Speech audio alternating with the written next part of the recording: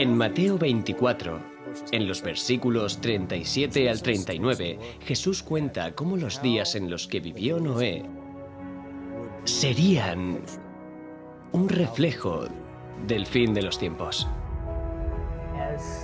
En el día en el que el Hijo del Hombre se manifieste, la sociedad sería como en los días de Noé.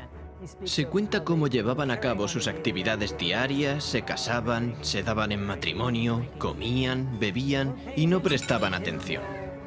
A pesar de 120 años de predicación, no sabían que se avecinaba el diluvio. Así será el día, dice Dios, en que el Hijo del Hombre se manifieste. La historia se repite. Estoy seguro que el Señor está observando desde el cielo. Jesús dijo, como en los días de Noé, así será la venida del Hijo del Hombre. Y hoy lo estamos viendo en el mundo. La violencia en la tierra, el egoísmo, la egolatría están ahí. Creo que todo esto le parte el corazón a Dios. Quizá la lección práctica más importante que podemos aplicar en la actualidad es: ¿qué significa subirse al arca? Vivimos en el tiempo del juicio, vivimos en el ocaso de la historia del mundo. Estamos ante el umbral de la eternidad. Y la gente tiene que darse cuenta de que es un periodo fascinante, más que ningún otro en la historia. Porque el mundo está siendo puesto a prueba y ahora es cuando la gente tiene que prepararse para encontrarse con Dios.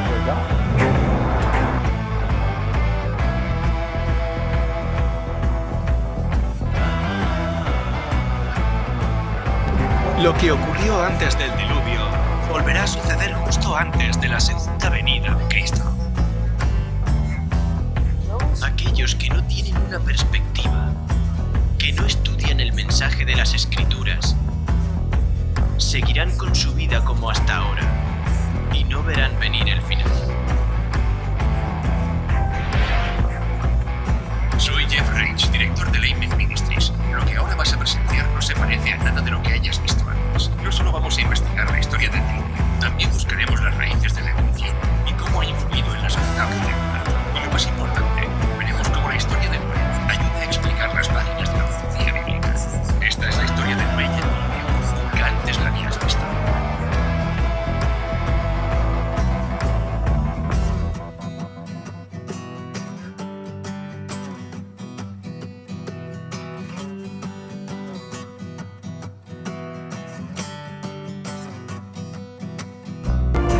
Hoy muchos cristianos esperan la próxima venida de Cristo y se preguntan qué le deparará al planeta Tierra. Harían bien en volver a leer la historia de Noé y el diluvio, porque esa extraordinaria historia de la Biblia revela más del futuro de lo que muchos de nosotros pensamos.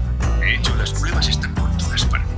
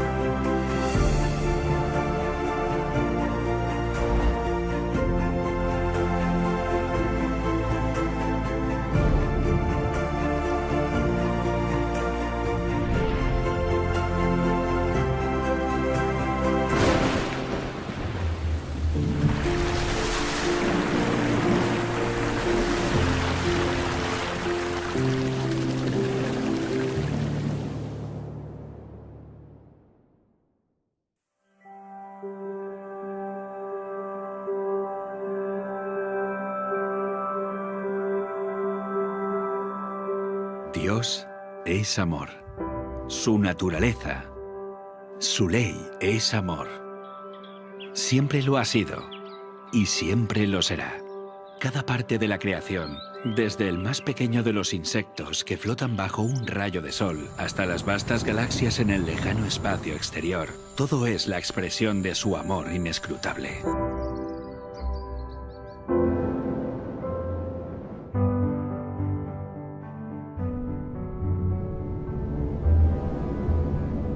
No cabe duda de que el mundo antes del diluvio hablaba del amor de Dios. Todo era absolutamente precioso. Su amor se expresaba en todo lo que se podía ver. Desde la forma de vida celular más pequeña al ser más complejo creado por él, Adán, todo era perfecto. Si pudiéramos viajar al pasado para saber cómo era el mundo antes del diluvio, pensaríamos que era prácticamente otro planeta. Abundaban los alimentos. Abundaba la belleza en la naturaleza. Las montañas no eran escarpadas, inhóspitas, ni peligrosas como las de hoy. Eran majestuosas, suaves, onduladas, cubiertas por un manto de tierra y plagadas de todas las flores imaginables. Muchos creen que muchos animales y plantas se extinguieron entonces. No había frío extremo, ni calor extremo, ni climas áridos. El clima no era extremo. Y no había esas horribles tormentas que tenemos ahora. Los árboles estaban cubiertos de parras y pequeños zarcillos cargados de frutas que las envolvían en perfecto orden. En el Génesis se menciona cómo subía el agua. Era un vapor que regaba la tierra. El suelo se regaba por un sistema de riego automático. Según el capítulo 2 del Génesis, subía un vapor de la tierra. La lluvia era algo desconocido. Piedras preciosas, oro y plata abundaban en la superficie de la tierra. Describe un paraíso que, en muchos aspectos, era la biosfera perfecta que permitiría que tanto seres humanos como animales prosperaran. La esperanza de vida de las personas era muy larga, según la información que la Biblia nos da. Cuando Dios lo creó, dice, es bueno, bueno, muy bueno. Y frente a toda esa belleza, el hombre pecó. No tenía excusa, porque Dios ya le había provisto todo. Todo estaba en armonía. Y todo era perfecto. Resulta obvio que no vivimos en un mundo perfecto. De hecho, si consideramos que más del 70% de la Tierra está cubierta de agua, este planeta ni siquiera resulta demasiado acogedor para la vida humana. Además, hay lugares yermos y fríos, grandes desiertos, cordilleras. O bien fue así, o es que ocurrió algo que cambió fundamentalmente la superficie de la Tierra. El diluvio cambió por completo la geografía de la Tierra. Estos elementos rotos de la naturaleza nos revelan el verdadero horror del pecado. Y lo que vemos en nuestro mundo es la consecuencia de eso. El hombre empezó a buscar la felicidad en el egoísmo, el pecado y la maldad. Pero Dios, que es amor, dijo, aún quedan personas y deseo salvar a tantos como pueda. Voy a darles una advertencia. Si aún hay alguna posibilidad de redimirlos y acuden a mí, serán salvos. Y al crear el arca, creó un vehículo por el que podían salvarse. Y Noé era el mensajero de quien podían aprender. Dios nos está advirtiendo. Dios nos transmite mensajes proféticos. Darles la espalda será desastroso como lo fue en los días de Noé. La historia de Noé y el diluvio es en muchos aspectos una demostración literal de las profecías del Apocalipsis. Acompañadme a estudiar las profecías del Apocalipsis regresando a los días de Noé.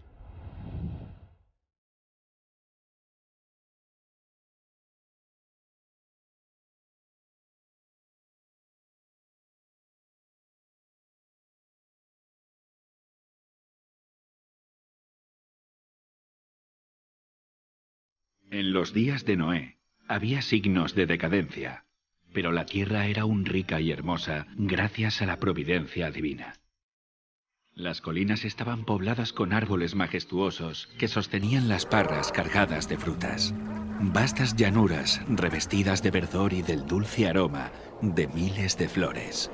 Los frutos de la tierra eran de una gran variedad y de una abundancia casi ilimitada. Los árboles superaban en tamaño, belleza y perfecta simetría a los más hermosos del presente. Su madera era fina y noble, muy parecida a la piedra y apenas un poco menos duradera que esta. Abundaban el oro, la plata y las piedras preciosas. la raza humana aún conservaba mucho de su vigor original. Solo unas pocas generaciones habían pasado desde que Adán tuvo acceso al árbol de la vida, y la vida del hombre aún se contaba en siglos.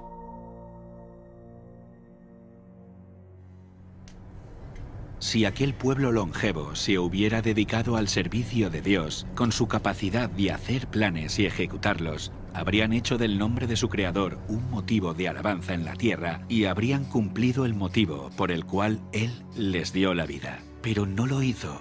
Había gigantes, hombres de gran estatura y fuerza, conocidos por su sabiduría, hábiles en la elaboración de las obras más maravillosas. Pero la culpa en que incurrieron al dar rienda suelta a su maldad fue proporcional a su destreza y habilidades mentales. A estos hombres antediluvianos, Dios los colmó de dones, pero usaron su ingenio para glorificarse a sí mismos y los transformaron en una maldición, al poner sus afectos en ellos mismos, en lugar de aquel que se los había dado. Utilizaban el oro, la plata, las piedras preciosas y las maderas selectas en la construcción de mansiones, y trataban de superarse unos a otros en el embellecimiento de sus moradas con las más hábiles obras del ingenio humano. Solo buscaban satisfacer los deseos de sus orgullosos corazones y se deleitaban en escenas de placer y maldad. Sin deseos de conocer a Dios, pronto negaron su existencia. Adoraban la naturaleza en lugar de al Dios de la naturaleza. Ensalzaron la inteligencia humana, adoraron el trabajo de sus manos y enseñaron a sus hijos a adorar a los ídolos. Construyeron altares a sus ídolos en los verdes campos y bajo la sombra de hermosos árboles. Arboledas extensas que conservaban su follaje durante todo el año eran dedicados al culto de dioses falsos. Estas arboledas estaban conectadas a hermosos jardines a través de largas y sinuosas avenidas, adornadas de árboles cargados de frutos y de toda clase de estatuas. Todo estaba provisto de aquello que agradara a los sentidos y fomentara los deseos sensuales del pueblo, y así inducirlo a participar del culto idólatra. Los idólatras de falsos dioses dotaron a sus deidades de atributos y pasiones humanas. Así, el modelo de carácter se degradó al nivel de la humanidad pecaminosa. Y vio Dios que la maldad de los hombres era mucha en la tierra, y que todo designio de los pensamientos del corazón eran de continuo solamente el mal. Y se corrompió la tierra delante de Dios, y estaba la tierra llena de violencia. Dios dio a los hombres los mandamientos como una ley de vida, pero violaron su ley, y el resultado fue todo pecado imaginable. La maldad de los hombres era abierta y temeraria, la justicia era pisoteada, y los gritos de los oprimidos llegaban al cielo. El mundo estaba en sus comienzos, pero la maldad se había hecho tan profunda y general que Dios no pudo soportarlo más. Y dijo: raeré de sobre la faz de la tierra a los hombres que he creado. Declaró que su espíritu no contendería para siempre con la humanidad culpable. Si no cesaban de contaminar con sus pecados el mundo entero y sus ricos tesoros, Él los borraría de su creación y destruiría todas las cosas que con tanto amor les había brindado. Acabaría con los animales del campo y la vegetación, que les suministraba abundante abastecimiento de alimentos, y transformaría la bella tierra en un vasto escenario de desolación y ruina.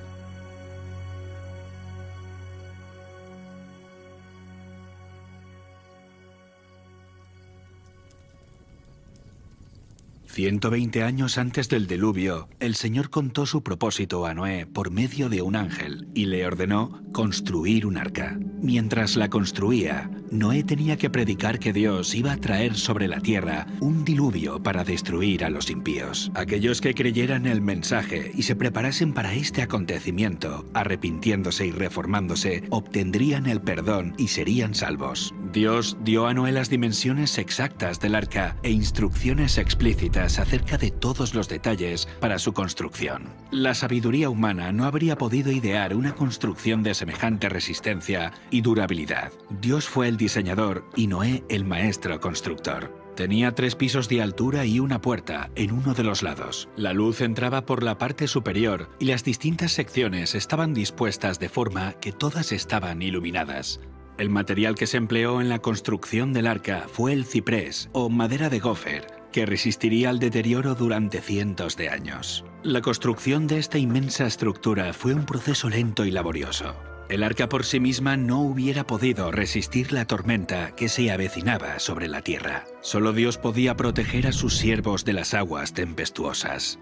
Por la fe, Noé, cuando fue advertido por Dios acerca de cosas que aún no se veían, con temor preparó el arca en que su casa se salvaría, y por esa fe condenó al mundo y fue hecho heredero de la justicia que viene por medio de la fe. Mientras Noé daba al mundo su mensaje de amonestación, su trabajo daba testimonio de su sinceridad. Así su fe se perfeccionó y se manifestó. Dio ejemplo al mundo creyendo lo que Dios le había dicho. Todo lo que poseía lo invirtió en el arca. Mientras construía aquel enorme barco en tierra seca, multitudes de todas direcciones se acercaban para contemplar aquella extraña escena y oír las fervientes palabras de tan singular predicador. Cada martillazo dado en la construcción del arca era un testimonio para la gente. Aún así, no se arrepintieron delante de Dios. No quisieron renunciar a sus pecados. Durante el tiempo que aún quedaba hasta el diluvio, su fe fue puesta a prueba, pero no pasaron la prueba. Vencidos por la incredulidad reinante, se unieron a sus antiguos compañeros para rechazar el solemne mensaje. Algunos estaban plenamente convencidos y hubieran atendido las palabras de advertencia, pero eran tantos los que se burlaban y lo ridiculizaban que terminaron participando de ese mismo espíritu. No todos los hombres de aquella generación eran idólatras, en el sentido estricto de la palabra. Muchos decían adorar a Dios. Afirmaban que sus ídolos eran representaciones de la deidad y que a través de ellos la gente obtenía un concepto más claro del ser divino. Al tratar de representar a Dios mediante objetos materiales, cegaron sus mentes respecto a la majestad y el poder del Creador. Dejaron de ver la santidad de su carácter y la naturaleza sagrada e inmutable de sus requisitos. A medida que el pecado se generalizaba, este cada vez parecía menos grave y declararon que la ley divina ya no estaba en vigor, que era contrario al carácter de Dios castigar la transgresión, y negaron que sus juicios se dejarían sentir en la tierra.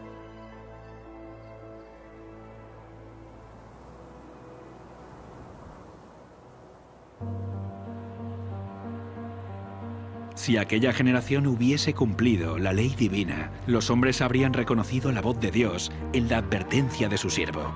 Pero al rechazar la luz, sus mentes se volvieron tan ciegas que realmente creyeron que el mensaje de Noé era un delirio. No fueron las multitudes ni las mayorías las que se colocaron de parte de lo justo. El mundo estaba en contra de la justicia y las leyes de Dios, y Noé fue considerado un fanático.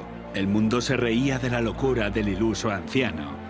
En lugar de humillar sus corazones ante Dios, ellos persistieron en su desobediencia y maldad, como si Dios no les hubiera hablado a través de su siervo. Pero Noé se mantuvo como una roca en medio de la tempestad. Rodeado por el desdén y el ridículo popular, se distinguió por su santa integridad y su fidelidad inquebrantable. Sus palabras iban acompañadas de poder. Su relación con Dios le proporcionaba la fuerza del poder infinito. Durante 120 años, su voz anunció a oídos de aquella generación acontecimientos que, según la sabiduría humana, estaban fuera de toda posibilidad. El mundo antes del diluvio razonaba que durante siglos las leyes de la naturaleza habían permanecido inalterables. Las estaciones se habían sucedido unas a otras en orden. Nunca antes había llovido. La tierra se había regado por una niebla o rocío. Pero con su obstinada resistencia a los reproches de la conciencia, aquella generación llenó la copa de su iniquidad y maduró para la destrucción. Su tiempo de gracia estaba a punto de concluir. Noé había seguido fielmente las instrucciones que había recibido de Dios. El arca se había terminado como el Señor había dictado, e hizo provisión de alimentos para hombres y animales. Y entonces el siervo de Dios hizo su última solemne súplica a la gente. Con anhelo indecible, les rogó que buscaran refugio mientras aún era posible encontrarlo.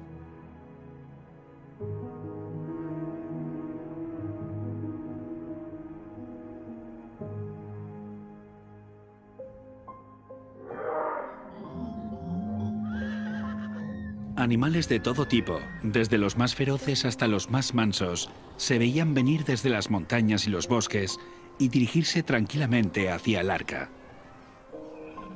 Se oyó un ruido como de un fuerte viento, y he aquí los pájaros, que venían de todas direcciones en tal cantidad que oscurecieron los cielos. Entraban en el arca en perfecto orden. Los animales obedecían a Dios, mientras que los hombres no lo hacían. Guiados por santos ángeles, de dos en dos entraron con Noé en el arca, macho y hembra, como mandó Dios a Noé, y los animales limpios, de 7 en 7. El mundo contemplaba maravillado, algunos hasta tenían miedo. Llamaron a los filósofos para que explicaran aquel extraño suceso, pero fue en vano. Era un misterio que no podían comprender. Dios ordenó a Noé: entra tú y toda tu casa en el arca, porque a ti he visto justo delante de mí en esta generación. El mundo había rechazado las advertencias de Noé, pero su influencia y ejemplo habían sido una bendición para su familia. Como recompensa a su fidelidad e integridad, Dios salvó con él a todos los miembros de su familia.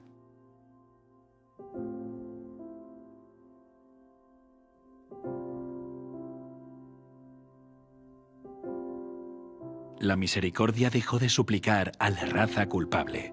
Los animales de los campos y las aves del aire habían entrado en su refugio. Noé y su familia estaban dentro del arca. Después, el Señor cerró la puerta. Se vio un relámpago deslumbrante y una nube de gloria aún más brillante descendió del cielo para colocarse ante la entrada del arca.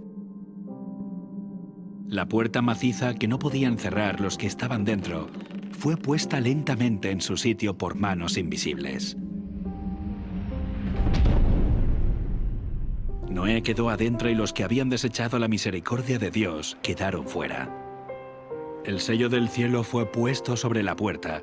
Dios la había cerrado y solamente Dios podía abrirla. Durante 7 días, después de que Noé y su familia hubieran entrado en el arca, no aparecieron señales de la inminente tempestad. Pero al 8º día, las nubes cubrieron los cielos. A estas le siguió el estallido de los truenos y el destello de los rayos.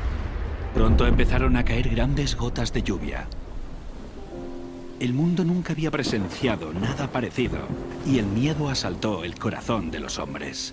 Todos se preguntaban secretamente: ¿será posible que Noé tuviera razón y que el mundo esté condenado a la destrucción? El cielo se oscurecía cada vez más y la lluvia era más fuerte.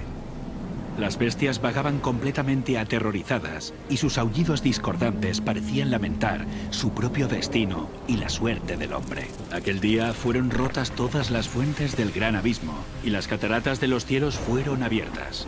El agua se veía caer de las nubes como enormes cataratas. Los ríos se desbordaron de sus cauces e inundaron los valles. Torrentes de aguas brotaban de la tierra con fuerza indescriptible, arrojando al aire a decenas de metros rocas macizas que al caer se enterraban profundamente en el suelo. Los altares donde habían ofrecido sacrificios humanos fueron destruidos y los idólatras temblaron ante el poder del Dios vivo y comprendieron que la causa de su ruina fue su corrupción e idolatría. A medida que la violencia de la tempestad aumentaba, árboles, edificios, rocas y tierra fueron lanzados en todas direcciones. El terror de los hombres y los animales era indescriptible.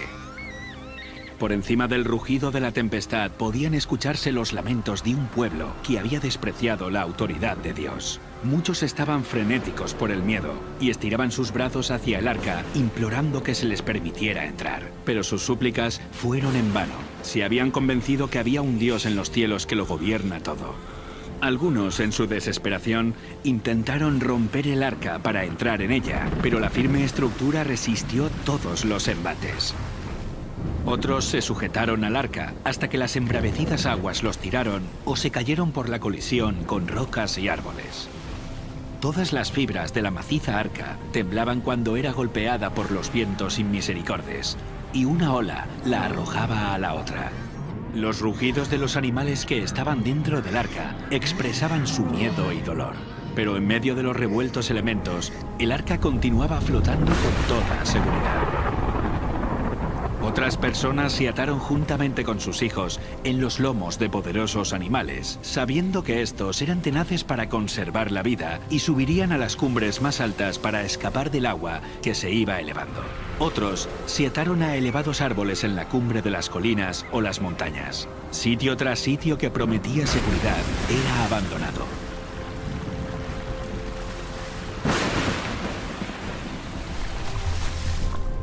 A medida que las aguas subían más y más, la gente huía a las elevadas montañas en busca de refugio.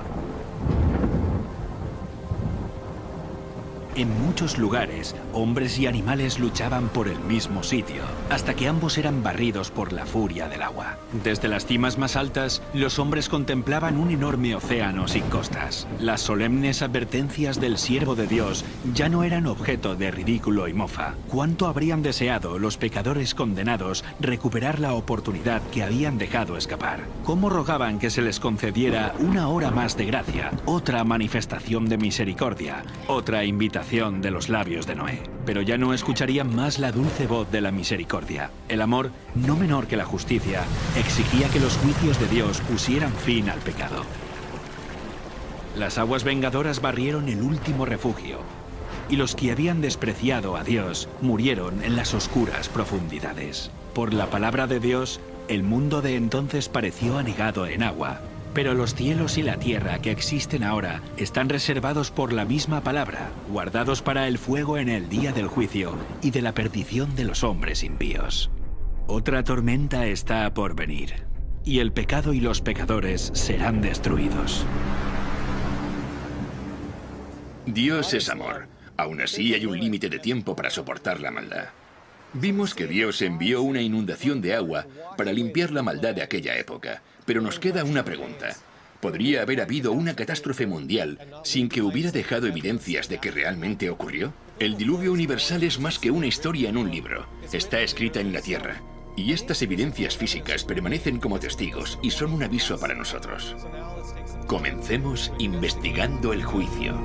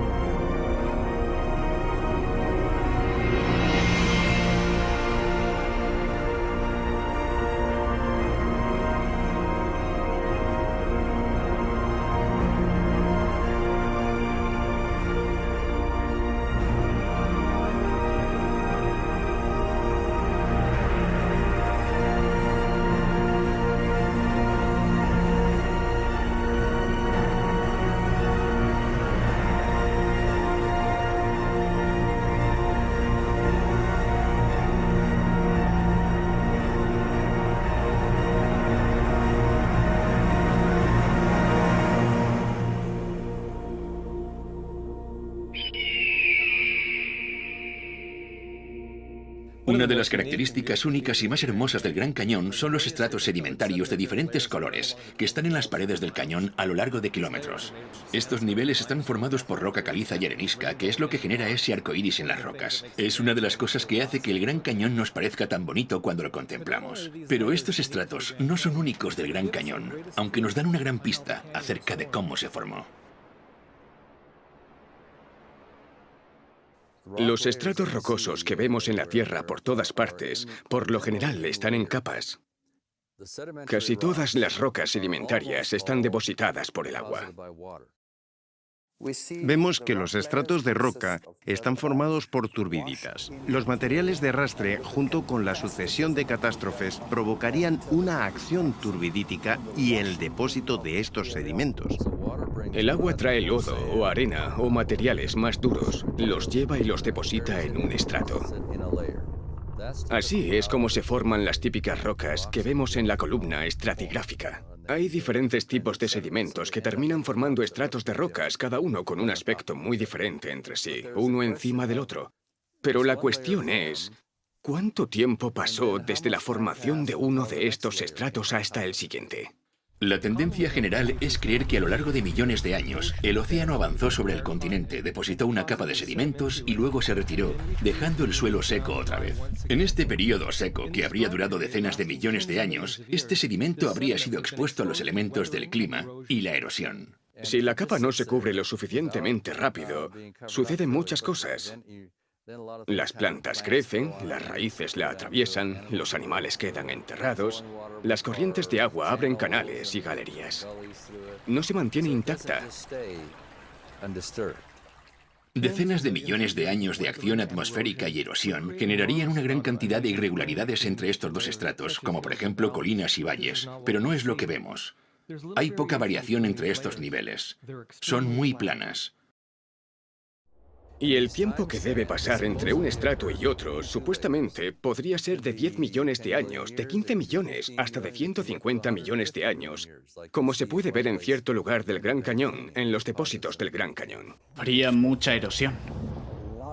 De hecho, tanta erosión que todo el registro debería haberse borrado por completo. La tasa promedio de erosión es de unos 61 milímetros por cada 1000 años. Aplicando la tasa de erosión de 61 milímetros por cada 1000 años, a lo largo de un periodo de 150 millones de años, no deberíamos tener 90 metros de erosión, ni 900 metros de erosión, sino unos 9 kilómetros de erosión. Todos los sedimentos juntos que componen los estratos del Gran Cañón deberían haber soportado una erosión 6 veces mayor. A pesar de esto, los estratos son horizontales. Esto nos dice que se depositaron rápidamente en una sucesión muy rápida. ¿Es realista pensar que pasaron 150 millones de años y este estrato permaneció intacto? No se erosionó formando galerías. Es como si no hubiera pasado el tiempo entre los diferentes estratos. El clima está en continuo cambio y la superficie de la Tierra cambia con él. Las tormentas eléctricas, inundaciones, huracanes, terremotos y el viento, entre otros factores, transforman y esculpen la superficie de nuestro planeta. Estos elementos siempre depositan sedimento o erosionan los sedimentos presentes, provocando que las superficies se vuelvan irregulares. El tiempo hace que cambie. Así que cuando vemos los puntos de contacto entre estos estratos de sedimento y no constatamos evidencias de erosión o de acumulación, no encaja la idea de que pasaron millones de años sin que esta superficie se viera alterada. Estos estratos son de turbidita, que generalmente se ordenan de partículas gruesas a finas, lo que desafía los principios uniformistas. Esto confirma que los materiales se depositaron muy rápido. Cuando hay un espacio de 100 millones de años, tendríamos que tener una erosión de varios kilómetros. Sin embargo, el estrato es horizontal. Si se hubiera formado durante mucho tiempo, tendríamos que ver una erosión irregular entre estratos. La falta de erosión confirma que se trata de un periodo de tiempo corto, no uno largo. La horizontalidad de los estratos nos habla de un pasado completamente diferente. Y este es el tipo de información que encontramos en el diluvio del Génesis. No podemos ver la erosión de millones de años porque nunca existieron. Esto es lo que las rocas nos cuentan. Pero la erosión no es lo único que falta. De hecho, tampoco aparecen capas enteras de sedimento que representan millones de años.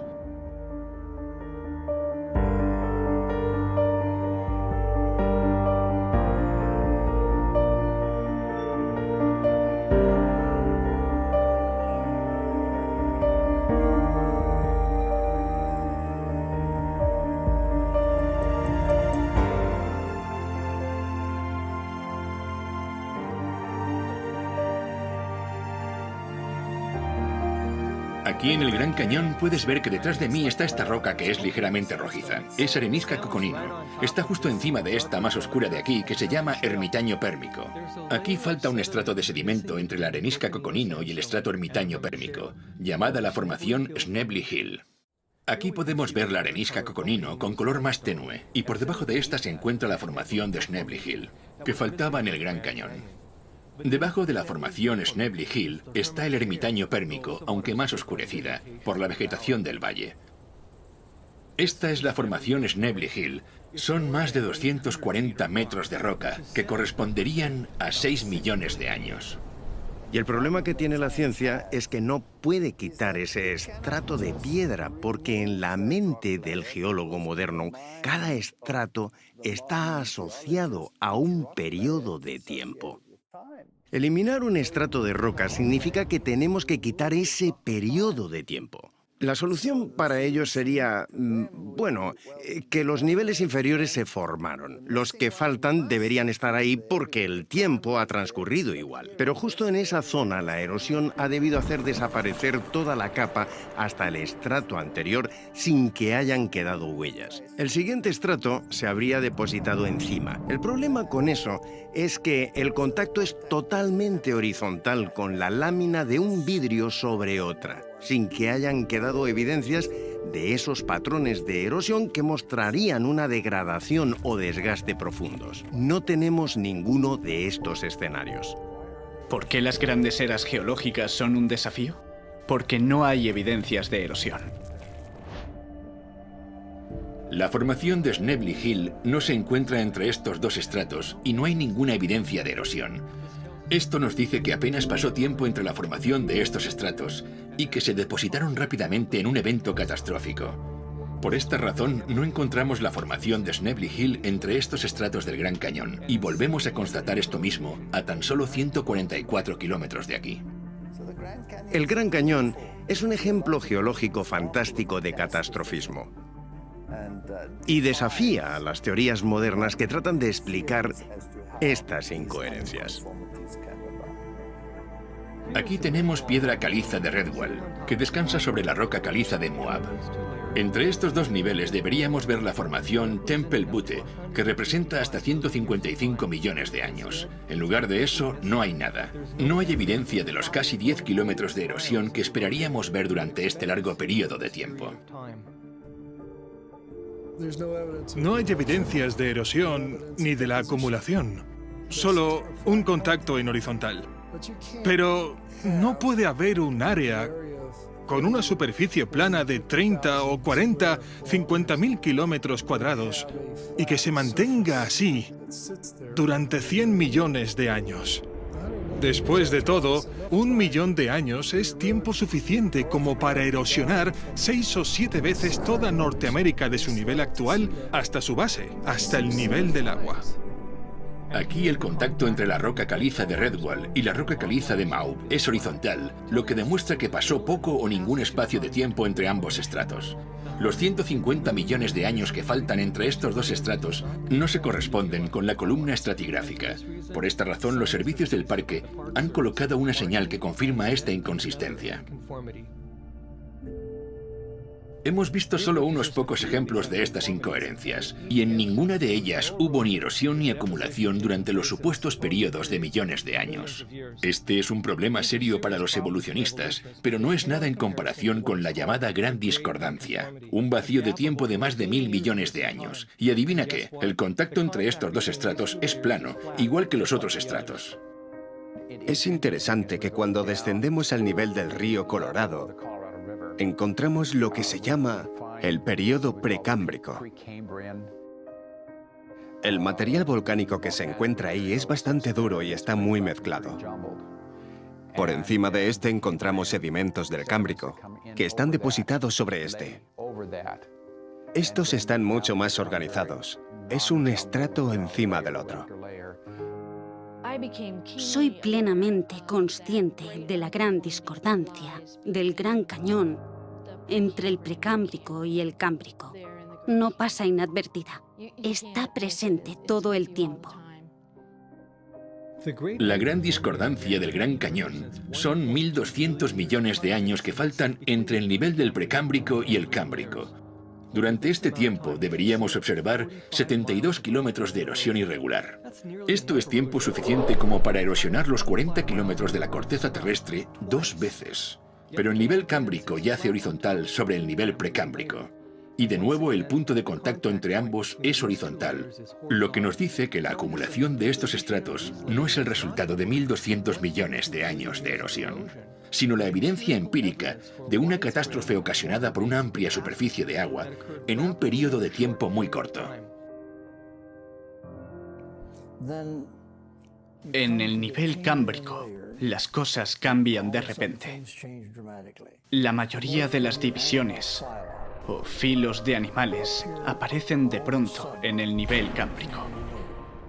No son solo especies aisladas, sino filos enteros aparecen de repente. Eso es asombroso. Un filo es una categoría muy amplia de animales. Por ejemplo, el filo molusca comprende desde todos los caracoles y las babosas hasta los calamares y pulpos, y todos estos animales pertenecen a este grupo. ¿Aparecieron simultáneamente?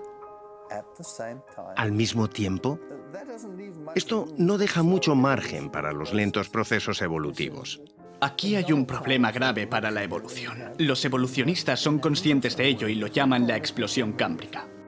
La explosión cámbrica es el período de los estratos cámbricos, donde tenemos registros fósiles de animales totalmente formados. Estos fósiles totalmente formados nos aportan los datos para nuestra investigación. Como el nivel precámbrico no contiene fósiles de animales, filos o especies intermedias, nos hace pensar en el origen de las especies como una serie de pasos evolutivos interconectados. Es solo una teoría.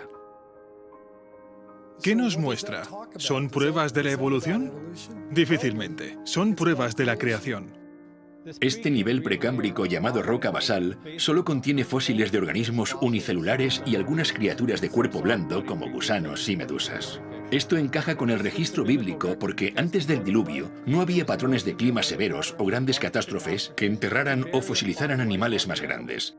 Sin embargo, el nivel cámbrico que está inmediatamente por encima de esta es el primer nivel sedimentario que se depositó durante el diluvio. Es por eso que vemos que es aquí donde aparecen de pronto los animales, filos completamente formados. No hay evidencias de especies intermedias o lentos procesos evolutivos, porque esto nunca sucedió. Estos estratos de sedimentos en el Gran Cañón no son evidencia de la evolución. Son testimonios imparciales de un diluvio catastrófico. Cuando vemos el tamaño de estos depósitos, nos muestran que este diluvio catastrófico fue a escala mundial.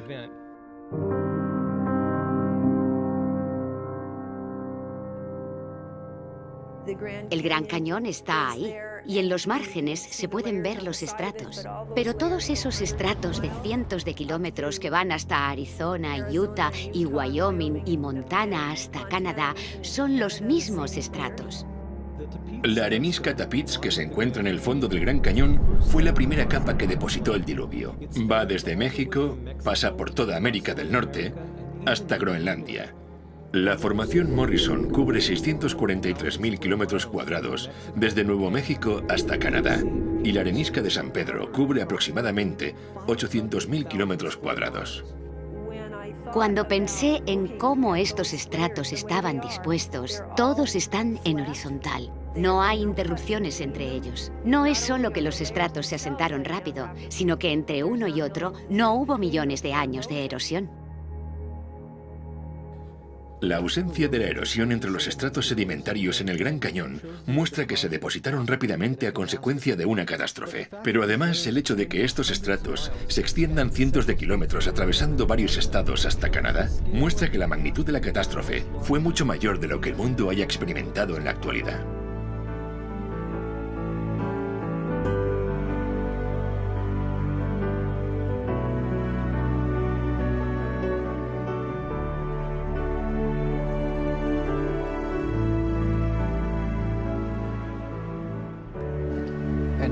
Tenemos evidencias de un diluvio universal cuando observamos los sedimentos, estudiando su estructura, en los fósiles encontrados en esos sedimentos y, ¿por qué no?, también en lo que llamamos la columna estratigráfica. Encontramos el Cámbrico, el Ordovícico, el Silúrico, el Devónico, el Carbonífero y el Pérmico. Esas son algunas de las grandes estructuras que vemos. Las podemos encontrar en Estados Unidos. Vamos a Europa y adivina qué, encontramos las mismas secuencias. Vamos a Asia y encontramos las mismas secuencias. Vamos a Australia y encontramos las mismas secuencias.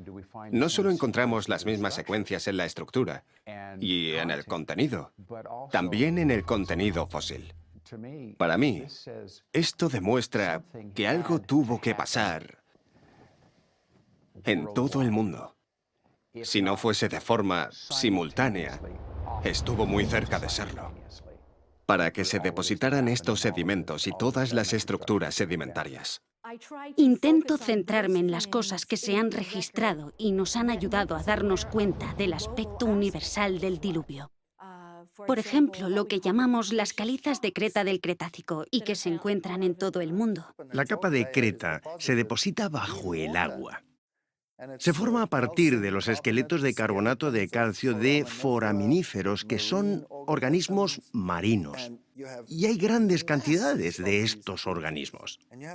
Este estrato se extiende en todo el continente y de continente a continente. Y solo pueden depositarse estando bajo el agua. Por lo tanto, todo el mundo debió estar bajo el agua al mismo tiempo. Estas son pruebas tan convincentes de un diluvio universal que realmente uno necesita de mucha imaginación para contemplarlo como una serie de avances y regresiones periódicas del mar. Y esos son solo un tipo de depósitos que nos dicen que sucedieron cosas de escala mundial, porque tenemos Creta en varias partes del mundo y todas ellas están en la misma posición dentro de la columna geológica. Encontramos que están sobre arena que contiene hierro, que llamamos arenisca glauconítica. Y encontramos la arenisca glauconítica en Inglaterra. Podemos encontrar el mismo estrato de calizo en Estados Unidos, en Alabama. Podemos encontrarlo en Australia. Y adivina qué, sí, siempre está sobre las areniscas glauconíticas y tienen siempre los mismos tipos de fósiles. Este es el kit de la cuestión, y es una prueba de que sucedió algo similar en todo el mundo. Estoy en el margen sur del Gran Cañón a una altura de 2.000 metros sobre el nivel del mar. Estoy aquí sobre lo que llamamos la formación de roca caliza Kaibab. Esta roca caliza se encuentra en toda Nevada, Utah, Arizona e incluso tan lejos como el estado de California. Y está repleta de fósiles marinos. El hecho de que encontremos aquí fósiles marinos nos dice que este estrato debió formarse rápidamente porque es la única manera de que se produzca la fosilización. Hay ciertos tipos de formaciones de roca caliza. Algunas formaciones de rocas calizas características del Gran Cañón y de otras áreas durante el Paleozoico se encuentran también en Europa y Asia y en otras partes del mundo. Estas rocas calizas son muy típicas porque están distribuidas por todo el mundo. En los estratos hay cosas que aquí son características y que están en todo el mundo. Un poco más arriba se aprecian otras características iguales en todo el mundo y un poco más arriba las rocas presentan otras características homogéneas en todo el mundo y así podríamos seguir. Hay muchos ejemplos de esto. Pero ¿por qué están en todo el mundo? La mejor forma de explicarlo es mediante una catástrofe a nivel mundial.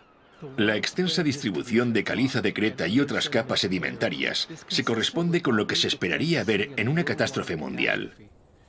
Pero los fósiles considerados con frecuencia como pruebas de la evolución, en realidad son evidencia de la historia del diluvio del Génesis.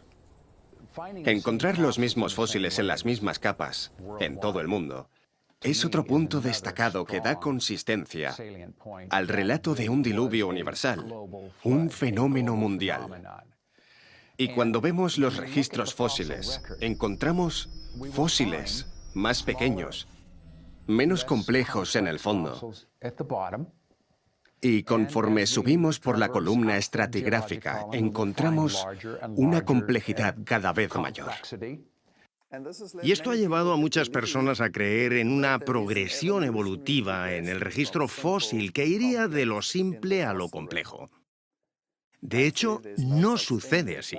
No existe ningún animal simple. Todo animal, toda criatura encontrada es muy compleja. Mucha gente habla sobre eso como la primera aparición de vida. Quisiera sugerir que no deberíamos verlo como un registro de vida, sino un registro de muerte. Es el primer registro preservado de las cosas que murieron. Tenemos esta compleja destrucción por agua, el diluvio.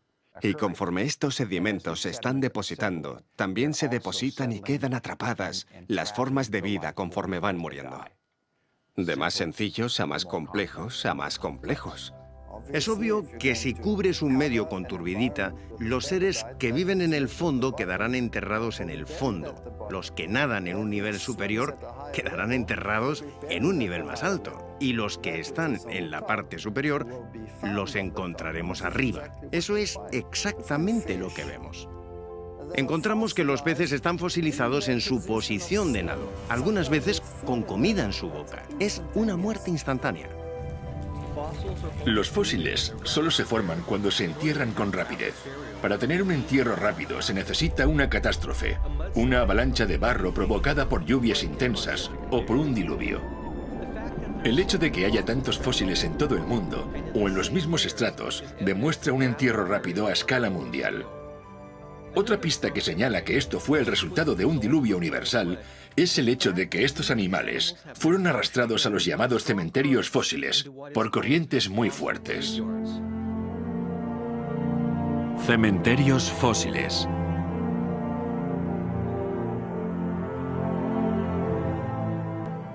Los cementerios fósiles son algo con lo que la mayoría de las personas no están familiarizadas. Están asociadas a una mortandad masiva. Eso significa que muchos animales murieron y fueron enterrados casi al mismo tiempo. Y probablemente el más popular de estos tipos de depósitos son los de dinosaurios.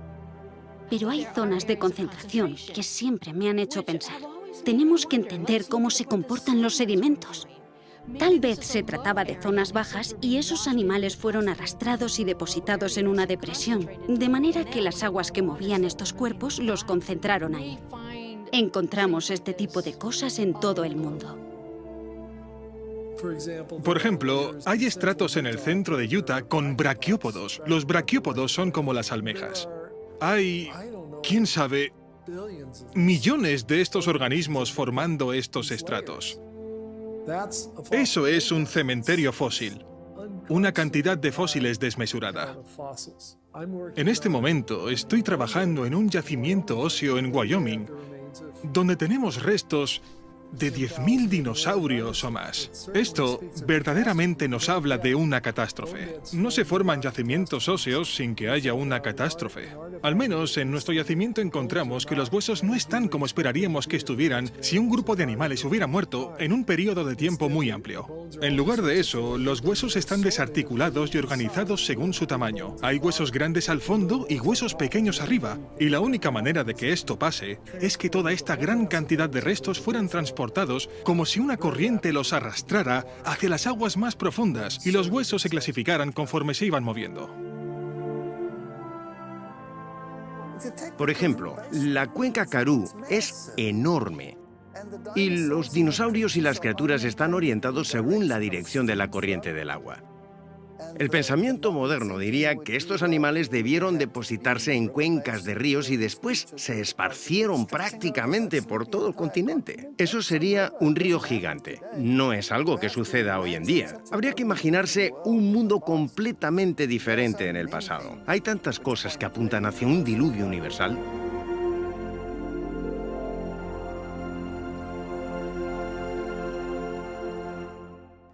Las violentas fuerzas del diluvio arrastraron miles de animales a zonas donde se fosilizaron después. Sin embargo, en otras condiciones, los mismos restos de animales se convirtieron en carbón.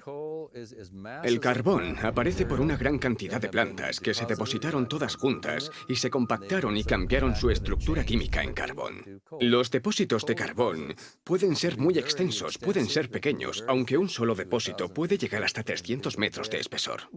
Lo encontramos en estas vetas finas, con la base y la parte de arriba muy definidas, que no es la forma en la que crecen las plantas. Parece como si hubieran sido transportadas. Fueron evidentemente depositadas por el agua. Se encuentran organismos marinos en yacimientos de carbón que están situados en tierra. Esto desmiente cualquier historia que contradiga el relato bíblico. Encontramos grandes cantidades de carbón. En Wyoming tenemos millones y millones de toneladas de carbón.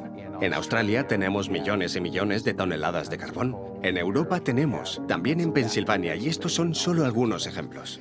Cubren miles de kilómetros cuadrados y todos estos depósitos de carbón son del mismo tipo, en la misma posición dentro de la columna estratigráfica que se extiende hasta Europa y Rusia, y así podríamos continuar. La extensa distribución de estos depósitos de carbón es de escala mundial. Independientemente de su ubicación, estos depósitos de carbón también están en la misma posición en la columna estratigráfica, lo que demuestra que se depositaron al mismo tiempo. Por lo tanto, es lógico concluir que la formación de estos depósitos de carbón son el resultado de una catástrofe provocada por agua que sucedió a escala mundial, más o menos al mismo tiempo. Se estima que se necesitan de 600 a 900 centímetros de vegetación para formar 30 centímetros de carbón. Algunos depósitos de carbón tienen más de 30 metros de espesor, lo que requeriría más de 60 o 90 metros de vegetación cubriendo un área de decenas de miles de kilómetros cuadrados. Cuando los científicos ven la cantidad de carbón que tenemos en la Tierra hoy en día, se dan cuenta de que no hay forma de que la vegetación del planeta pudiera cubrir esa cantidad de carbón. Y estoy de acuerdo con eso. La diferencia es que ellos creen que el carbón es el resultado de la acumulación de millones de años de vegetación. Pero la Biblia nos dice que la Tierra antes del diluvio era un planeta verde y exuberante. No es imposible que el carbón venga de la vegetación existente antes del diluvio. Muchos científicos creen que cuando se formó el firmamento, la Tierra estaba sometida a poco más de 2 atmósferas de presión. Estas 2 atmósferas de presión generarían un crecimiento muy abundante. Donde ahora vemos vastos desiertos, cordilleras y continentes helados, hubo una vez, antes del diluvio, tierra fértil y vastos bosques como nunca hemos visto. Encontramos grandes cantidades de petróleo en los desiertos del Medio Oriente, vestigios de sus antiguos paisajes verdes. Los científicos encontraron en los testigos perforados en la Antártica que el continente antes era un bosque tropical cubierto de palmeras. Los vastos bosques enterrados en la Tierra durante el diluvio y que después se han transformado en carbón y petróleo, forman los extensos yacimientos que vemos hoy en día. Estas son solo algunas de las muchas evidencias que testifican el amor de Dios por el hombre, mediante la creación de un planeta verde y exuberante, y que fue destruido por una catástrofe mundial ocasionada por el agua tal y como la Biblia lo registra. El diluvio es un evento que concuerda con lo que vemos en geología, en términos de una creación de Dios en solo 6 días hace unos pocos miles de años, tal y como la Biblia lo describe.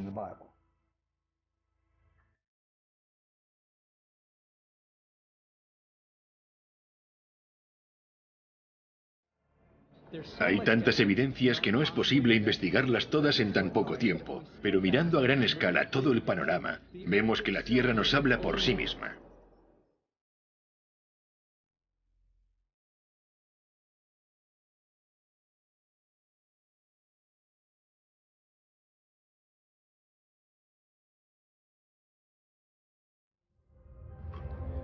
Hemos visto cómo no hay erosión entre los diferentes niveles de estratos horizontales del Gran Cañón, lo cual nos dice que estas capas se depositaron rápidamente y no a lo largo de millones de años.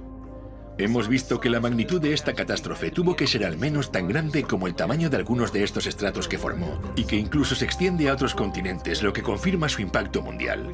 Hemos analizado cómo no hay rastro de erosión en estas capas sedimentarias durante los supuestos cientos de millones, o incluso miles de millones de años, mostrando que esto no concuerda con el modelo evolutivo. Comprobamos que en el primer estrato sedimentario se encuentran animales fósiles completamente formados, y no en etapas evolutivas progresivas.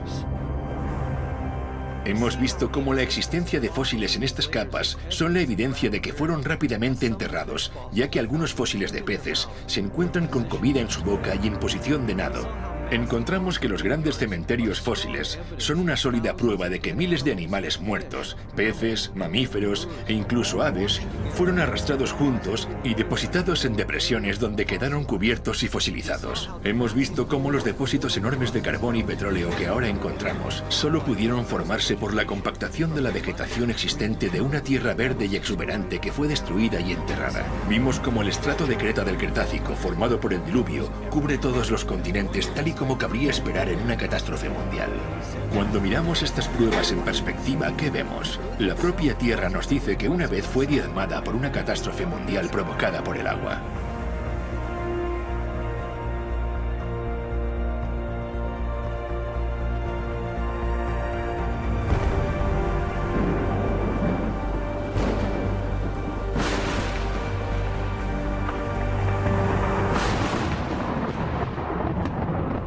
o habla a la tierra y ella te enseñará. Los peces del mar te lo declararán también. ¿Qué cosa de todas estas no entiende que la mano de Jehová la hizo? Si el mundo está lleno de evidencias, ¿por qué por algunas de las mentes más brillantes de la comunidad científica rechazan la historia del diluvio tal y como se encuentra en la Biblia? Os daré una pista. Es algo que poco tiene que ver con las evidencias.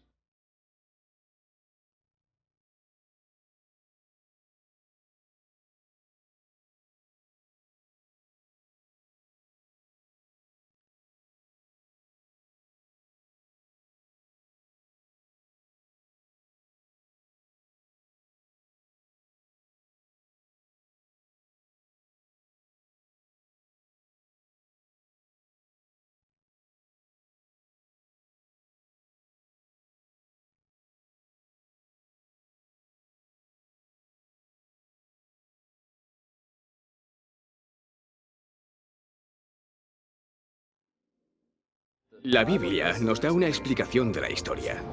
Cuando la Tierra y la vida fueron creadas perfectas, pero todo cambió por culpa del pecado. Si eso es verdad, ¿por qué tantos científicos se oponen radicalmente a este punto de vista? La razón tiene más relación con la forma de ver el mundo que con las evidencias. Dejar a un lado las creencias religiosas no resuelve el problema. El prejuicio no es un problema religioso, es un problema humano. No importa lo que profesemos, tanto si yo digo que soy cristiano y rechazo la biología evolutiva, como si soy un evolucionista y rechazo el cristianismo, o si me encuentro confundido en algún punto intermedio. En cualquier caso, todo lo que hacemos, todo lo que vemos, todo lo que decimos y comprendemos, nuestra visión del mundo, cómo formulamos nuestras ideas, nuestros pensamientos a partir de lo que vemos y conocemos del mundo alrededor de nosotros, se ven afectados inalterable e inevitablemente por estas dos visiones. La visión del mundo tiene una fuerte influencia en lo que percibimos y el tipo de preguntas que nos hacemos. Si tu interpretación de los datos está limitada por tu forma de ver el mundo, es obvio que vas a reducir el tipo de conclusiones a considerar. Así que, por ejemplo, cuando tienes una visión del mundo materialista y observas las células, estas máquinas moleculares increíbles que yo tanto disfruto estudiando, o la información registrada en el ADN, hay ciertas teorías que puedes considerar a partir de los datos recogidos. Pero si eres un materialista, ninguna de tus teorías te van a sugerir que una mente inteligente escribió esa información en el ADN. Esa teoría no está permitida. La evolución contradice las leyes de la física. Todo se transforma de un nivel superior a uno inferior.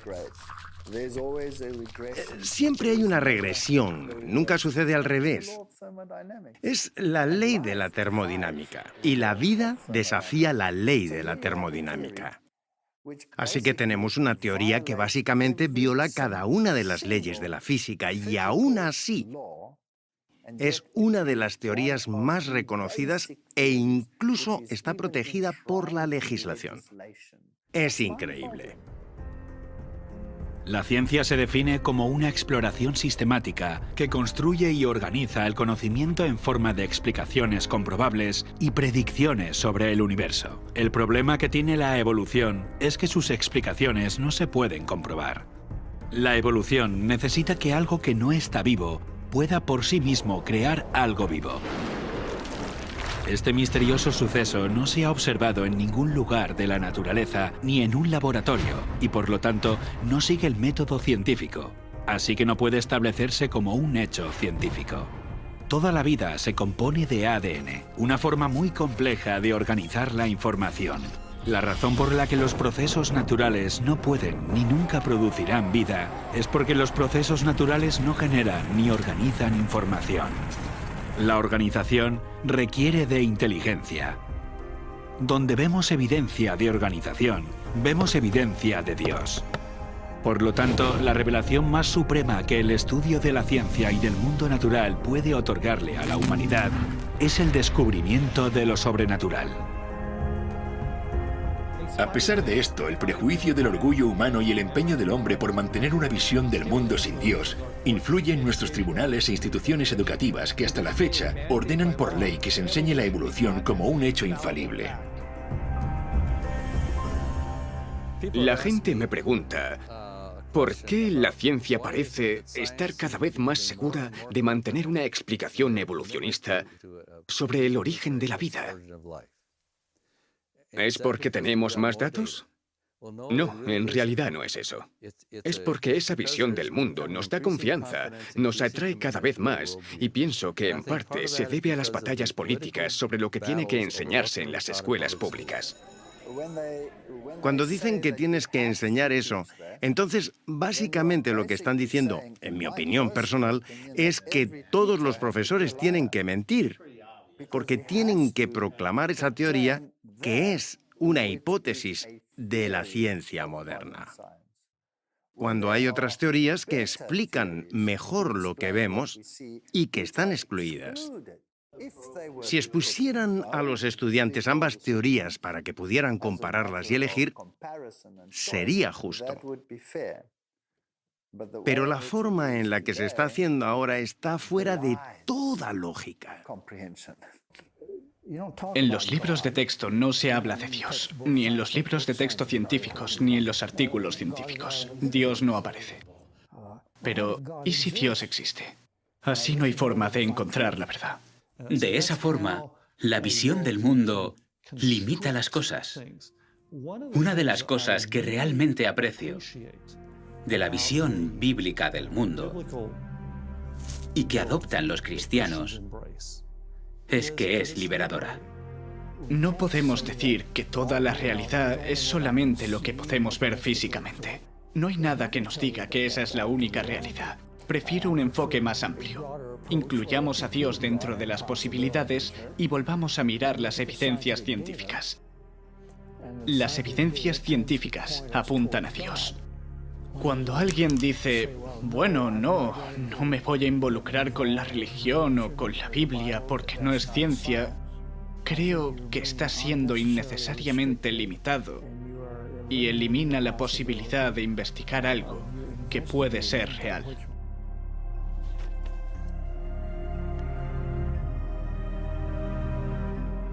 La ciencia tiene cierto atractivo para la mente independiente y el corazón de los humanos.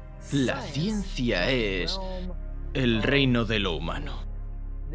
Es lo que hemos hecho. Es lo que sabemos. Mientras que la religión, la fe, el cristianismo, es el reino de Dios. Pienso que el principal impedimento para aceptar la historia bíblica de los orígenes son las consecuencias que conlleva aceptarlo.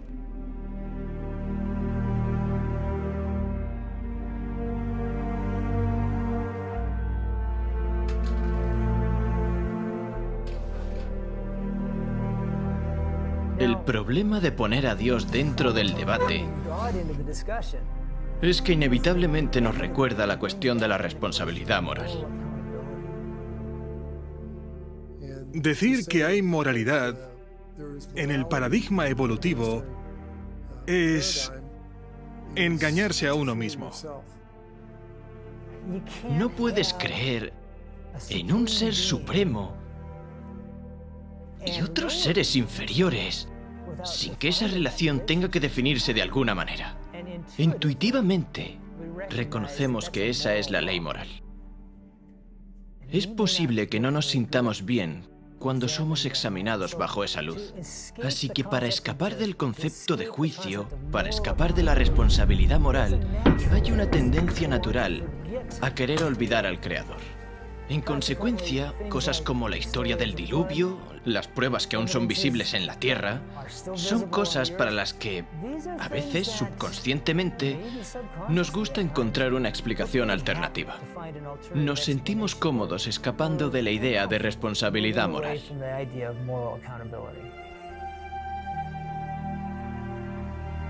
Eliminar la responsabilidad moral implica reescribir la historia del mundo, y esto es precisamente lo que ha ocurrido. Se adoptó una nueva visión del mundo, en particular una visión del mundo que no incluía la historia del diluvio, intentando así eliminar el juicio de Dios y en consecuencia toda responsabilidad moral. Pero ¿cómo es que tuvo éxito una visión tan radicalmente distinta? La oportunidad perfecta surgió hacia el final de la Edad Media.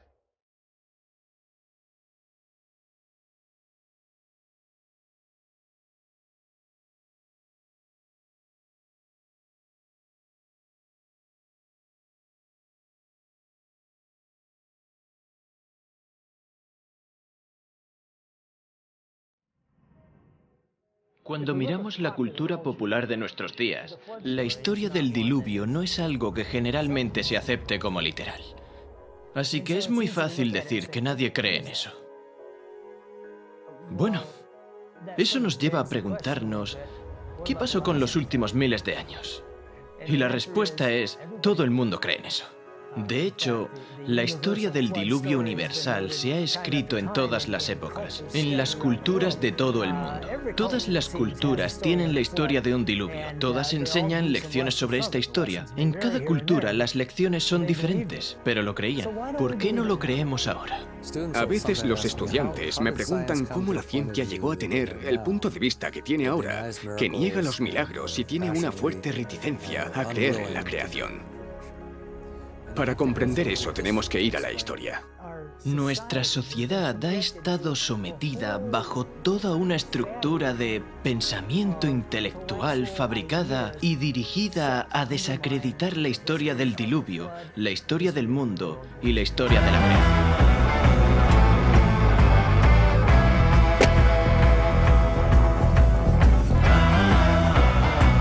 El gran encubrimiento, ocultando el juicio.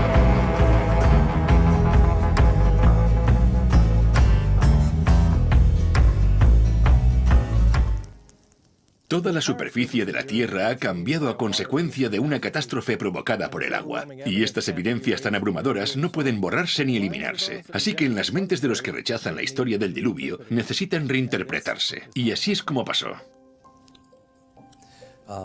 Durante toda la Edad Media, algunos sectores de la sociedad eran muy autocráticos y dogmáticos y perseguían a la gente, lo que hacía que la vida fuera muy difícil para las personas. Los reprimían. ¿Y quiénes hacían eso? Bueno, eran los gobiernos y la Iglesia. Una de las cosas que el hombre más desea obtener es el dominio sobre el hombre. Durante el periodo medieval, la Iglesia era la que gobernaba el mundo. Durante la Edad Medieval, a lo largo de un periodo de 1500 años, la Iglesia Católica dominó en toda Europa. Mantuvo este dominio casi universal de forma inflexible. Durante los últimos 1500 años, uno de los escenarios de conflicto con la Iglesia Católica a la hora de desarrollar la libertad de pensamiento fue el campo de la ciencia. Son bien conocidas las historias de científicos que tuvieron conflictos con la Iglesia. Desde Galileo, pasando por Newton, Copérnico hasta Francis Bacon. Probablemente Galileo sea el más famoso. Promovió el heliocentrismo. El Sol era el centro y todos los pequeños planetas dando vueltas. Pero a la Iglesia no le gustó por diferentes ideas filosóficas. Poner la Tierra como el centro era importante desde el punto de vista filosófico. Era una marca de perfección en la creación de Dios, y no fue popular la idea de que la Tierra no estaba donde se suponía que estaba y que los otros planetas no daban vueltas en círculos perfectos. La Inquisición llamó a Galileo, lo puso bajo arresto domiciliario, lo amenazó con severos castigos, posiblemente la muerte. Por desgracia, muchas veces recordamos esta historia para mostrar que entre el cristianismo y la ciencia hay un antagonismo que no se puede resolver. Esto no es lo que deberíamos aprender de esta lección, porque cuando vemos las enseñanzas de la Iglesia durante el medievo, en muchos casos no tiene nada que ver con lo que dice la Biblia. El mundo ha estado sometido a un pensamiento religioso muy rígido. Y cualquier cosa que se saliera de ese esquema tan restringido se consideraba que iba en contra de la verdad.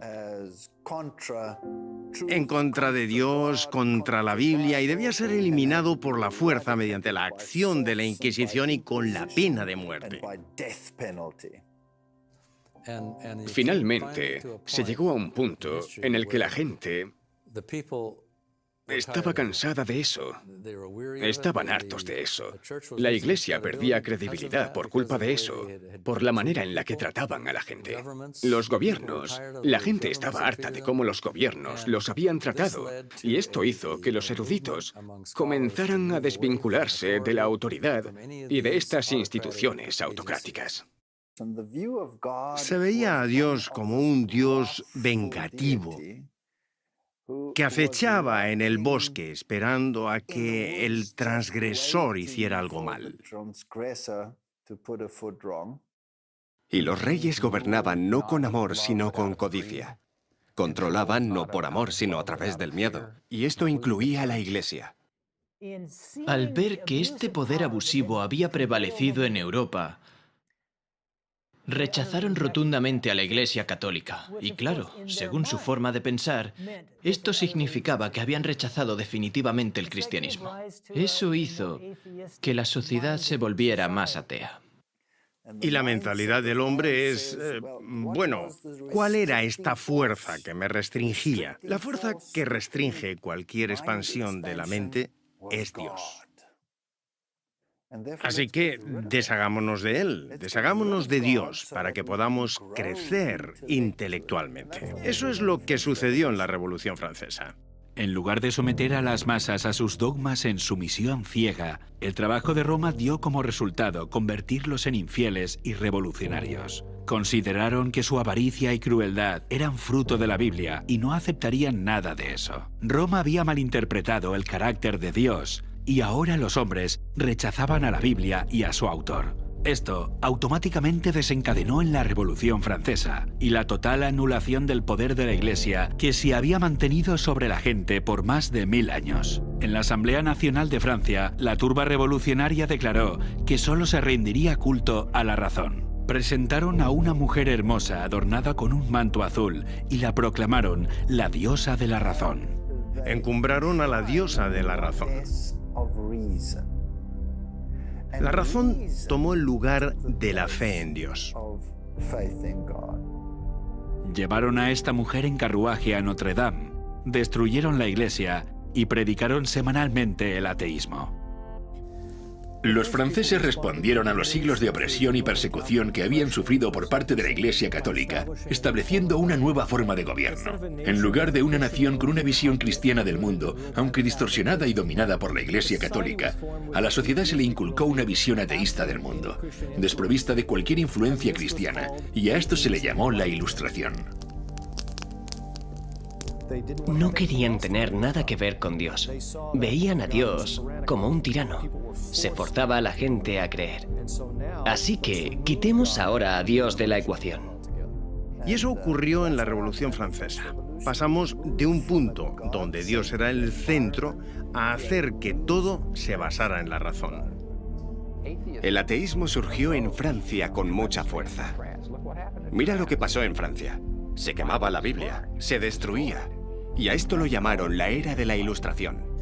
Así que aparece esta ilustración que elimina por completo a Dios. Los sacerdotes católicos fueron excluidos de todos los estamentos de la sociedad francesa y fueron los que sufrieron la tasa de mortalidad per cápita más alta. Los ánimos estaban muy revueltos y se volcaron en contra de la Iglesia. En la mayoría de los casos, eso significó que renunciaron al cristianismo. En un esfuerzo por defender la ciencia y la razón como los nuevos ideales de la sociedad, los esfuerzos de las corrientes ateas se enfocaron en descristianizar Francia durante el período conocido como el Reinado del Terror. Se capturó y ejecutó a los sacerdotes. Las iglesias y los monumentos religiosos sufrieron vandalismo o fueron destruidos. La palabra santo se eliminó de las señalizaciones de las calles. Se prohibió el culto a Dios. Quemaron públicamente la Biblia al grito de guerra de los infieles franceses que decían «aplasten al despreciable», refiriéndose a Cristo y lo que su iglesia representaba. Muchos fueron asesinados mientras oraban de rodillas y sus cuerpos eran abandonados mientras caían en sus mismos lugares de adoración. En los bosques donde se reunían los cristianos se colgaban cadáveres de los árboles y estaban esparcidos por todas partes. Todo esto perteneció al movimiento ateo llamado la Ilustración, y quienes deseaban destronar a la Iglesia Católica de siglos de tortura y matanza ahora hacían los mismos crímenes. La culminación de los eventos que provocó la Ilustración y luego la Revolución Francesa parecían indicar la muerte del cristianismo. Todo pasó como lo hubiera querido Satanás. Su política es el engaño, y su propósito es traer al hombre dolor y miseria para desfigurar la obra de Dios, estorbar sus planes divinos de benevolencia y amor, y así causar dolor en el cielo.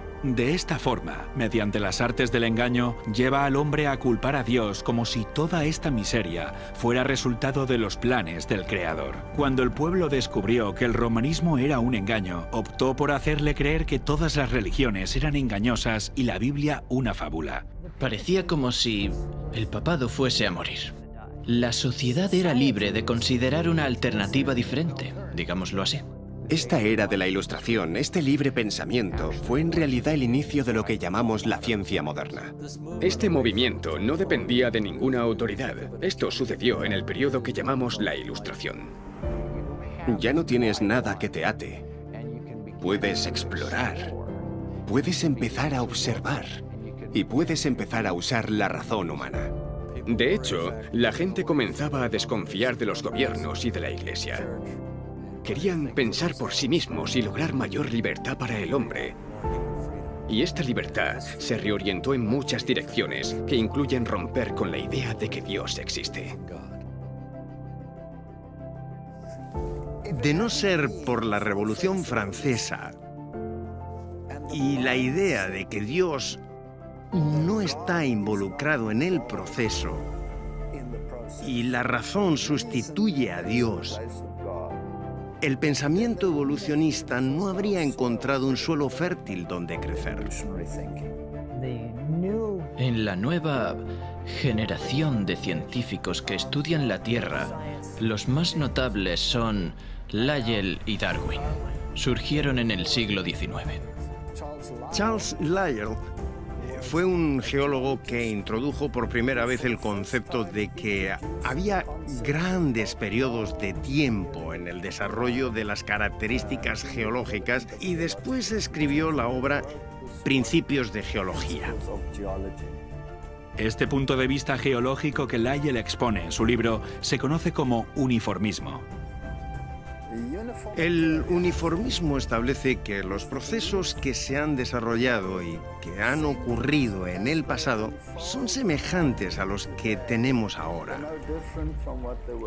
Si hay algo que en la actualidad necesita mucho tiempo para desarrollarse, también en el pasado debió necesitar mucho tiempo. El uniformismo es en lo que se basan para hablar de millones de años tan importantes para la teoría evolucionista. La aceptación generalizada del principio uniformista ya se predijo en la Biblia como una de las razones principales para que en el tiempo del fin la gente niegue tanto la creación como el diluvio universal. En los postreros días vendrán burladores, andando según sus propias concupiscencias, y diciendo, ¿dónde está la promesa de su advenimiento? Porque desde el día en que los padres durmieron, todas las cosas permanecen así como desde el principio de la creación. Es por eso que el uniformismo enseña que todas las cosas han seguido con el mismo ritmo desde el principio.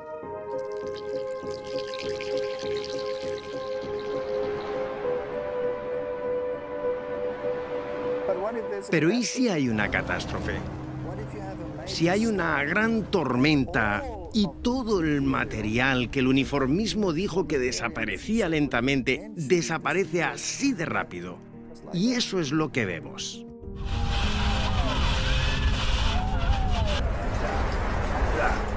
La percepción de que las cosas permanecieron iguales desde el comienzo de la creación es una filosofía que Dios advirtió que caracterizaría el sistema de creencias en los últimos días, y se nos advierte que esta actitud llevaría a las personas a ignorar voluntariamente que el mundo de entonces pereció anegado en agua. La profecía dice que ignoran voluntariamente, lo que significa que serían reacios a considerar toda evidencia acerca del diluvio. Y es precisamente así como Charles Lyell describió su punto de vista. Cuando Lyell escribió sobre los fósiles dijo: no podemos explicar su posición actual a causa de un diluvio universal. Aborrezco profundamente a los más grandes académicos, los principios en los que construyeron sus fundamentos en el aire y que todo se basa en un milagro. Como naturalista, Charles Lyell rechazaba todos los milagros como una forma de explicación, pero no fueron sus observaciones científicas las que le llevaron a esta conclusión. Fue el compromiso con su propia visión del mundo. Él reveló sus prejuicios contra la historia del diluvio bíblico cuando escribió en una carta que la nueva interpretación de las eras geológicas liberarán la ciencia de Moisés. Estas ideas pasaron de Charles Lyell a un joven estudiante universitario de 22 años, Charles Darwin. Cuando se comisionó a Charles Darwin para viajar en el Beagle, uno de los libros con los que viajó fue el libro de Charles Lyell, Principios de Geología. Iba leyendo esta información y llega a las Islas Galápagos y ve estos pinzones.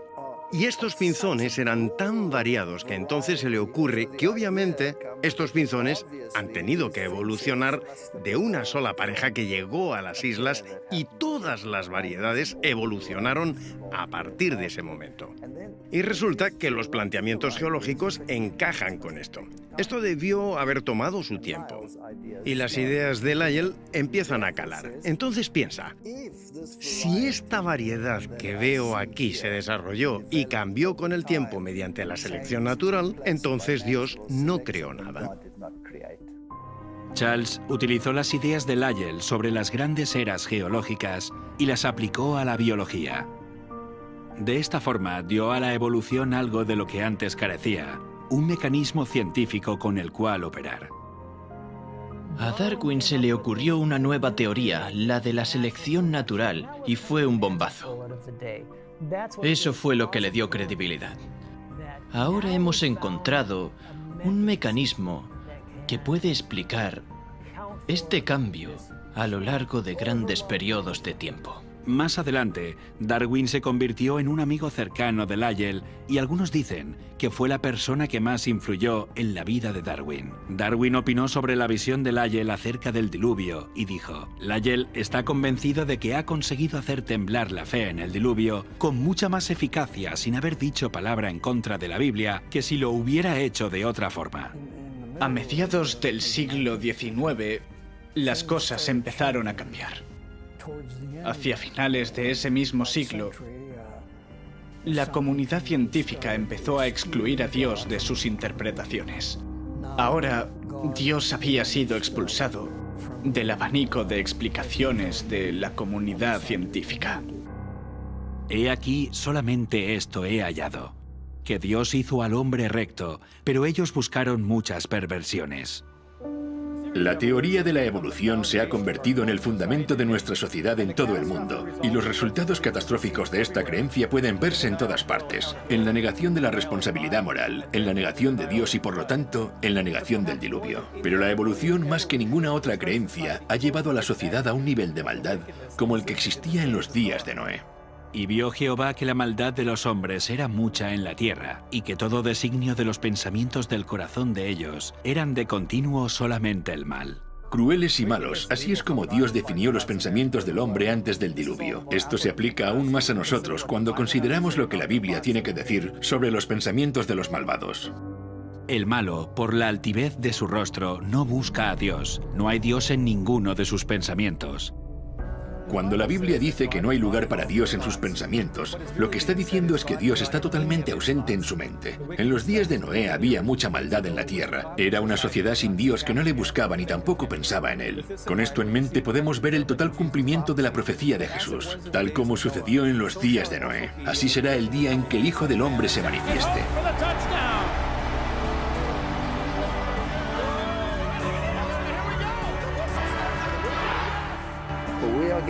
Estamos llegando a un punto en el que Dios está completamente excluido, incluso de los sistemas políticos y de las leyes que se aprueban. Le están borrando de la existencia humana y de la mente de forma totalmente intencionada. Hoy nos encontramos en el mismo punto. Muchas cosas pasaron antes del diluvio. Concretamente, la Biblia nos dice que la tierra estaba llena de violencia. Y la gente, evidentemente, no solo eran culpables de ser violentos, más bien parece que se entretenían con la violencia. Y esto es algo que pasa actualmente en el mundo.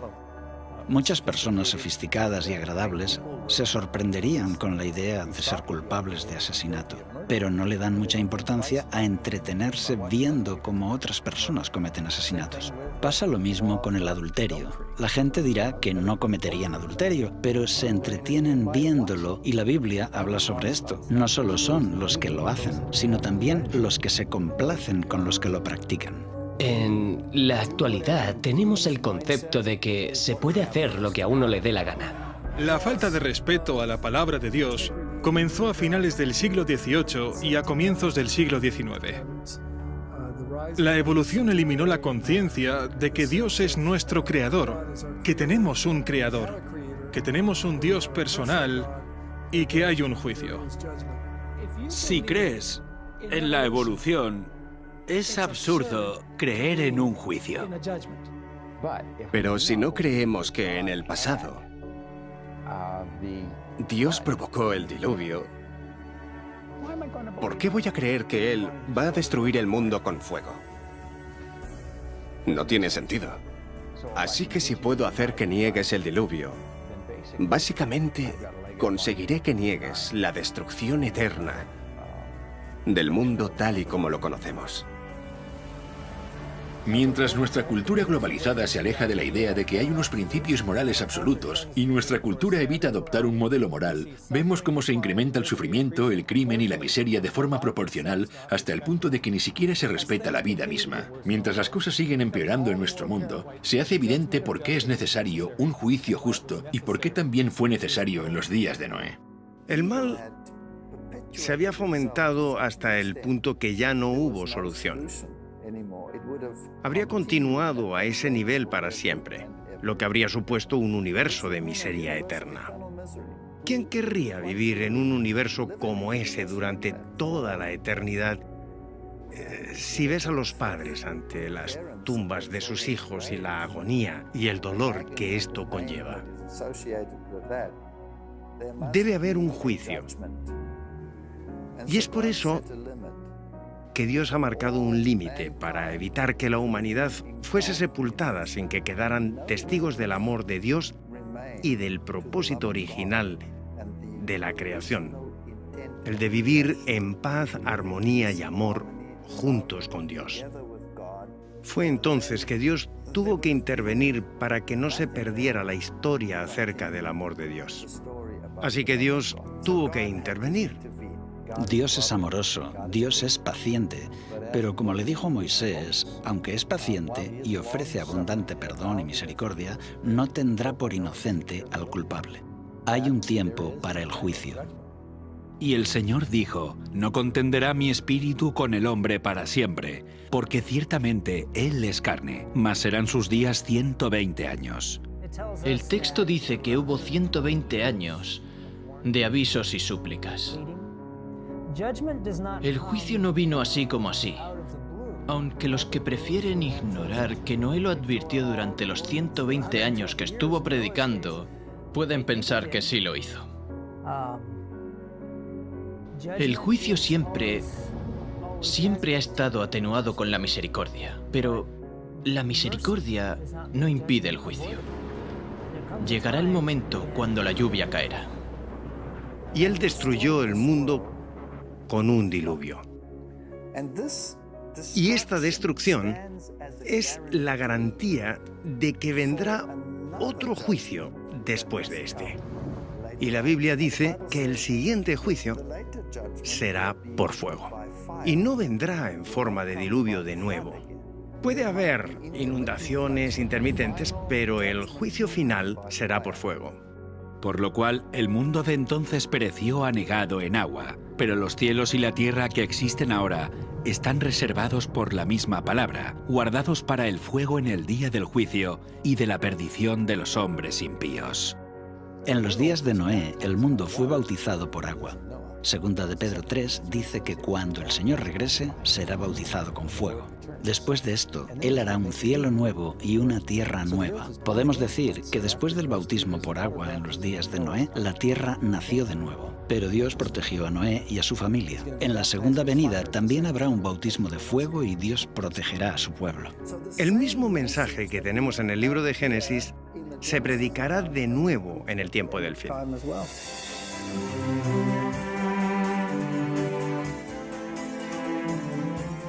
En el fin de los tiempos, los días de Noé se repetirán, y las rocas y fósiles de la tierra permanecen como testimonios de este suceso. Como sucede en la historia del Génesis, la propia tierra es tanto un registro como una profecía que nos advierte de que otro juicio está por venir. ¿Pero cuándo? En el tiempo del fin, el hombre recibe 3 advertencias inmediatamente antes de la segunda venida de Cristo. Estas advertencias son dadas por 3 ángeles y son conocidas como el mensaje de los 3 ángeles. Cuando en los días de Noé se dio el mensaje del juicio, fue la hora del primer juicio de la tierra. Ahora, en el tiempo del fin, el mensaje del primer ángel se hace eco de la advertencia de Noé al anunciar: la hora de su juicio ha llegado. En la segunda parte de los días de Noé, investigaremos estos mensajes y también descubriremos en qué año se anunció la hora del juicio y cuándo comenzarán a contar los días de Noé para la última generación.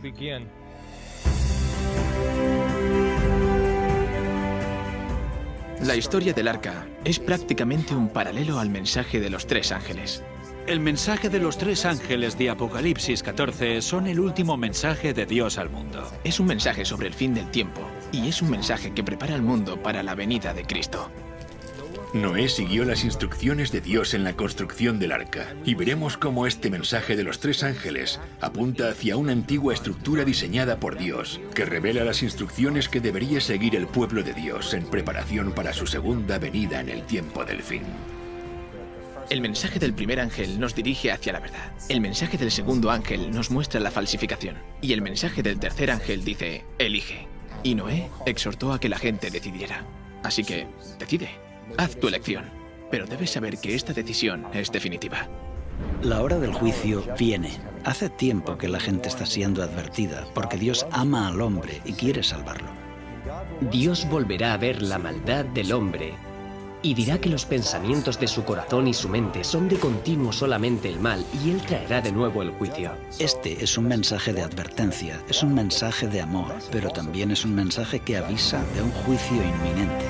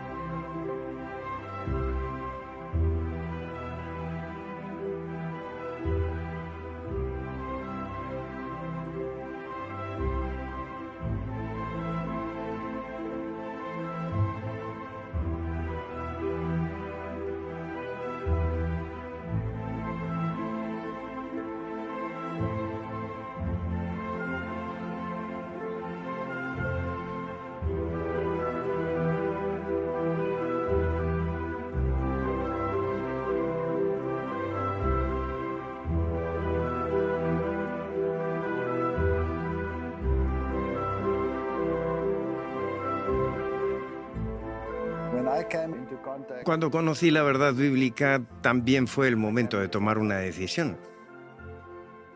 Era ateo y la profecía me dijo que había un Dios. Así que he tenido que tomar decisiones y las decisiones son difíciles. Cuando tomé la decisión de no creer más en la evolución, sino predicar sobre la creación, esto trajo consecuencias, porque yo era zoólogo y estaba en una universidad secular en el departamento de zoología. La consecuencia fue que renuncié.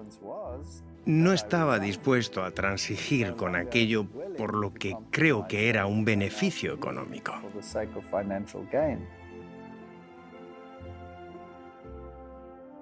¿Sabes? Para mí hay muchas cosas que dan valor y solemnidad a la historia del diluvio.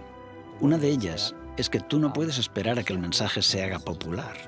Si realmente necesitas aceptar la verdad, no importa lo que está haciendo el resto del mundo. Alguien dijo una vez que una idea tonta sigue siendo una idea tonta aunque millones de personas la crean.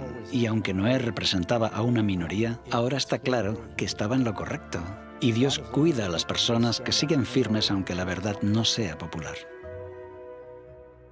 Mi fe cristiana no depende de la ciencia que practico. Aún así, uno no puede evitar preguntarse, si Dios es el autor de ambas, ¿no deberían entonces coincidir? ¿Por qué no coincide el mundo natural con la explicación bíblica? Estoy deseando ver cómo hacemos ciencia de calidad y avances en relación a nuestro conocimiento del mundo, usando la Biblia como punto de partida.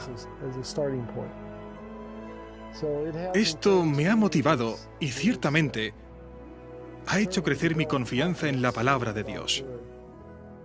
Y doy gracias por eso.